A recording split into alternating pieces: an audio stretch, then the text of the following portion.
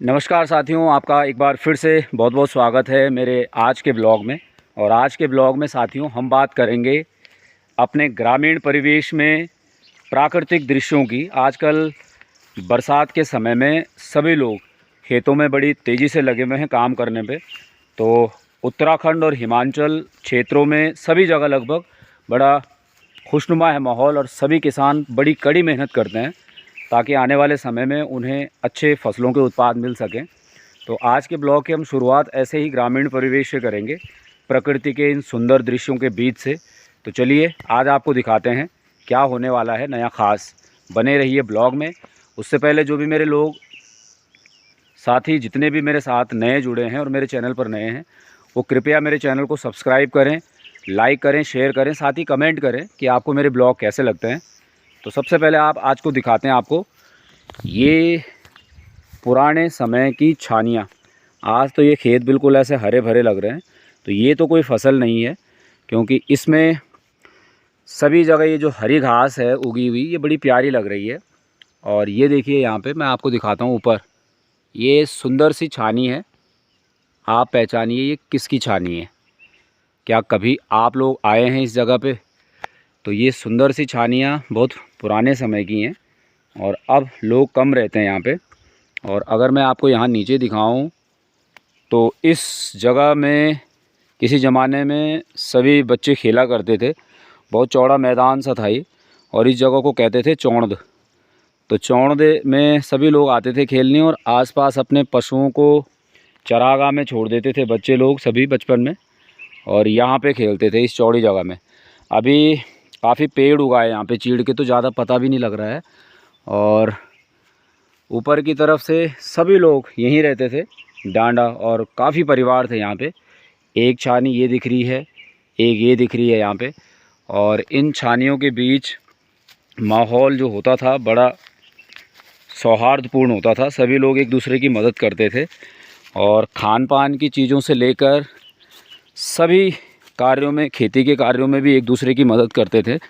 लेकिन अभी ऐसा माहौल नहीं है। अभी तो कुछ समय बदल गया है। अब ज़्यादातर लोग अपने कामों में ही इतने व्यस्त होते हैं, किसी के लिए समय निकालना थोड़ा मुश्किल हो जाता है सबके लिए। ये देखिए, यही संपत्ति है पहाड़ों में जो सबसे ज़्यादा है और इन्हीं का उपयोग किया जाता है आजकल यहाँ ईंधन के रूप में। अभी आपको दिखाता हूँ एक विशालकाय चट्टान जो करोड़ों साल पुरानी है। और ये चट्टान, एक छोटा ठीठा भी दिखाता हूँ आपको। ये देखिए ये कितना छोटा है, ये काफ़ी छोटा है। और इस पे ये चट्टान आपको ध्यान होगी, जो कई लोग यहाँ आए होंगे। तो इसी चट्टान में जब बरसात होती थी तो यहाँ पे सहारा लेके बैठ जाते थे यहाँ पे, ठीक यहाँ पे। और बड़ी ये चट्टान इतनी है, एक बस के बराबर, बड़ी बस के बराबर ही देखिए इसका। और हमारे कई जनरेशन से ये यहीं पे है ऐसी। और भूवैज्ञानिक ऐसा दावा करते हैं कि ये प्री कैम्ब्रियन युग की चट्टान है, जो स्लेटदार पत्थर की है बनी हुई, और करोड़ों सालों से ऐसे ही इसी जगह पे टिकी हुई है। ये देखिए, और इसके ऊपर ऐसे बचपन में आकर यहाँ पर बैठते थे सभी लोग, और फिर एक अलग ही खुशनुमा माहौल होता था उस समय यहाँ पे बैठने का। और जब गर्मी बढ़ जाती थी तो इसके नीचे की ओर चले जाते थे और वैसे यहीं पे बैठे रहते थे। अब काफ़ी सालों से कुछ लोग आए भी नहीं हैं इन तरफ। तो मन तो सभी का करता है कि हम यहाँ रुकें, बैठें, अपने उसी पहले के माहौल में जाएं, लेकिन संभव नहीं हो पाता। ये देखिए कितना चौड़ा फर्श है इसका।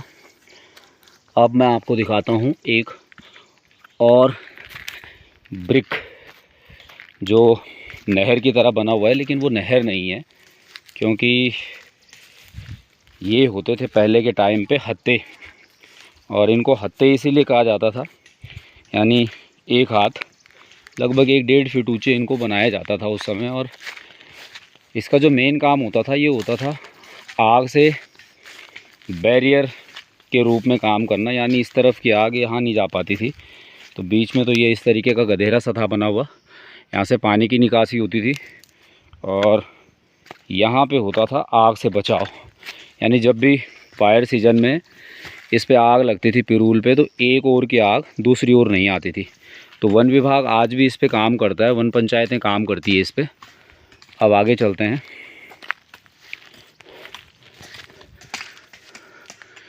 खेतों में भी सभी किसान लगे हुए हैं काम करने पे और मेहनत कर रहे हैं काफ़ी कड़ी, क्योंकि बरसात के समय में पहाड़ों में दलहनी फसलें बोई जाती हैं और दलहनी फसलें बोने के साथ साथ काम ऐसे भी बढ़ जाता है, बाद में इनकी निराई गुड़ाई में भी सभी किसान लग जाते हैं। ये वाले खेत तो अभी बंजर हैं और कुछ समय पहले तक इनमें भी फसलें बोई जाती थी। धीरे धीरे गढ़वाल में कृषि क्षेत्रफल काफ़ी कम हो रहा है। अभी अगर कुछ समय पहले की बात करें तो लगभग 65% भूभाग पर भी कृषि होती थी। अभी 65% भूभाग पर भी नहीं है। अब ऊपर चलते हैं और ऊपर से आपको दिखाते हैं यहाँ कितने चौड़े क्षेत्र में काम करने में लगे हुए हैं सब। ये देखिए, तो यहाँ सारा जो काम किया है वो खेती करके सीधे किसानों ने ही किया है। किसान लगे हुए हैं अपनी मेहनत करने पे और बैलों के रूप में भी कार्य हो रहा है। यानी ये समझिए कि बैलों का कार्य भी किसान स्वयं कर रहे हैं। और स्वयं इसलिए कर रहे हैं कि बैल मिलना थोड़ा मुश्किल हो जाता है इस समय, क्योंकि बैलों की जोड़ियां होती हैं कम और खेत होते हैं लोगों के काफ़ी ज़्यादा। तो इसी वजह से कुदाल से ही इनकी बुआई की जाती है और इस तरीके से देसी जुगाड़ बिठाया जाता है कुदाल में, क्योंकि कृषि उपकरण अगर ठीक ना हो तो काम करने में मज़ा भी नहीं आता। बार बार निकल जाते हैं ये, क्योंकि यहाँ की जो ज़मीन है ना ये बिल्कुल पथरीली है। देखिए पत्थर ही पत्थर हैं इसमें। आप सोचोगे कि पत्थर के ऊपर खेती हो रही है, लेकिन ये पहले से ही ऐसा है, इसमें किसी तरीके की छेड़छाड़ नहीं है। तो इसीलिए ये कुदाल निकलती रहती है लकड़ी फंसाकर। फिर हर एक में लकड़ी फंसाई होगी, देखिए इसमें भी फंसा रखी होगी और इसमें भी फंसा रखी है और इसमें ला रखे हैं ताज़े ताज़े मौसमी फल। ये देखिए, तो ये लंच टाइम पे इनका सेवन किया जाएगा, जैसे लंच होगा अभी, क्योंकि 2-2.5 घंटे तक मेहनत करने के बाद भूख भी काफ़ी लग जाएगी और उसके बाद काम करना काफ़ी मुश्किल होगा। ये देखिए, तो ये बड़े बड़े आड़ू हैं, ये लाए हुए हैं। ऐसे ऐसे यहाँ पे लगभग 6 जामुन के पेड़ लगाए गए थे, लेकिन अब ये एक ही बचा है सिर्फ, क्योंकि आग से सब जल जाते हैं। ये प्रोटेक्शन करना काफ़ी मुश्किल हो जाता है। अभी लगभग 3 दिन पहले जो बुआई की गई थी यहाँ, ये देखिए, तो ये कुलथ की फसल है, ये जम गए हैं। ये देखो, ये सब जम गए हैं यहाँ। ये देखिए, बहुत जल्दी से ग्रोथ किया है इन्होंने। ये छोटे छोटे हैं जो दिख रहे हैं आपको, ये सब कुलथ की दाल है, गहत की दाल पहाड़ों में। और 3 दिन बाद मुझे लगता है इस तरफ भी जम जाएगा। तो बादलों की एक चादर सी बन गई है नीचे। ये देखिए वहाँ से कैसे घुमड़ के बादल आ रहे हैं ऊपर। 1 जुलाई अगस्त के महीने में ऐसे ही माहौल होता है यहाँ पे और सुंदर होता है प्राकृतिक दृश्य। तो साथियों, आज के लिए बस इतना ही। मिलते हैं अपने अगले ब्लॉग में। आज का ब्लॉग आपको कैसा लगा ज़रूर कमेंट कर बताएं, और जो लोग मेरे चैनल पर नए हैं वो मेरे चैनल को लाइक करें, सब्सक्राइब करें, कमेंट करें। धन्यवाद आपका बहुत बहुत।